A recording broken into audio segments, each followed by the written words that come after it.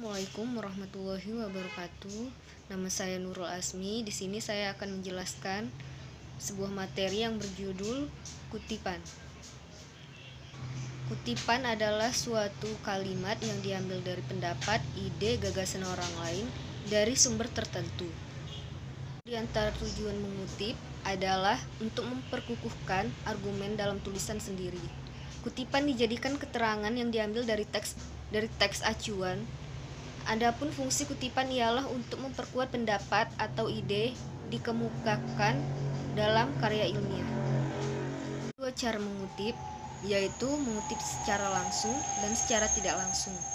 Kutipan langsung merupakan kutipan yang dilakukan dengan cara mengambil sama persis dari sumber aslinya.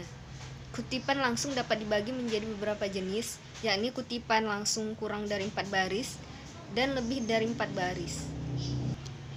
Ada 4 cara menulis kutipan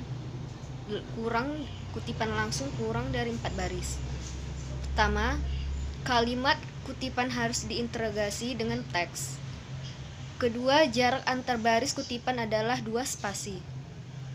Ketiga, kutipan diapit dengan tanda kutip atau petik 2.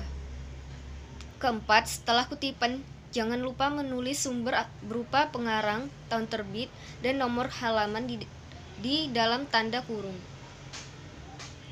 Cara menulis kutipan langsung lebih dari 4 baris.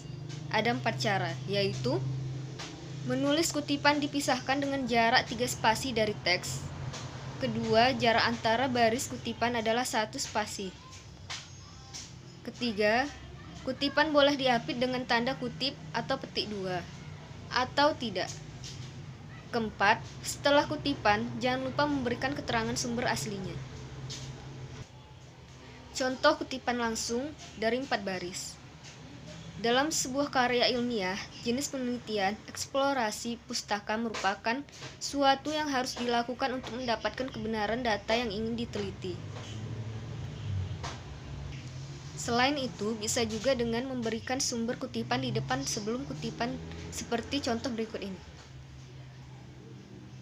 Siswanto menegaskan, keputusan ilmiah merupakan sebuah kemungkinan atau probabilisasi sehingga bukan suatu kebenaran yang mutlak.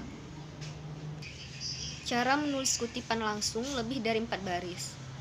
Terjemahan karya ilmiah dalam bahasa Indonesia banyak yang tidak memuaskan karena para penerjemahan tidak terlatih dalam ilmu penerjemahannya. Misalnya terjemahan berikut ini.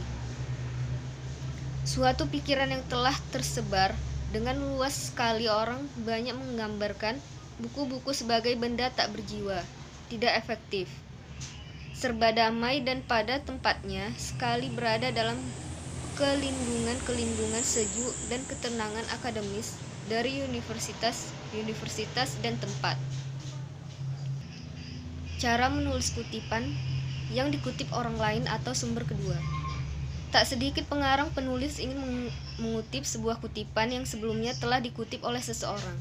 Hal tersebut dapat dilakukan dengan cara menyertakan nama pengarang asli kemudian diikuti dengan kata dalam. Contoh, Henry menjelaskan bahwa manajemen merupakan suatu proses untuk melakukan perencanaan dan mengontrol sumber daya agar tujuan dapat dicapai secara efektif dan efisien. Pada contoh tersebut, Henry merupakan pengarang kutipan asli yang pendapatnya dikutip oleh Budianto. Cara mengutip dari internet. Bagi yang ingin mengutip sebuah pendapat yang sumber dari internet, cara yang dilakukan tidak berbeda dengan mengutip dari buku atau jurnal. Cukup tuliskan sumber yang berupa nama pengarang diikuti dengan tahun terbit artikel. Bagaimana dengan judul artikel yang alamat websitenya?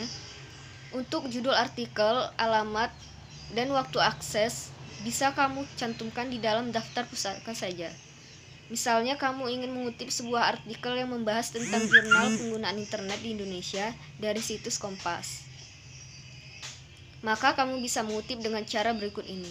Berdasarkan wilayah geografisnya, masyarakat Indonesia yang paling banyak menggunakan internet adalah yang berlokasi di Jawa dan selanjutnya disusul oleh Sumatera, Kalimantan, Sulawesi, Bali, Nusa, Maluku, dan Papua.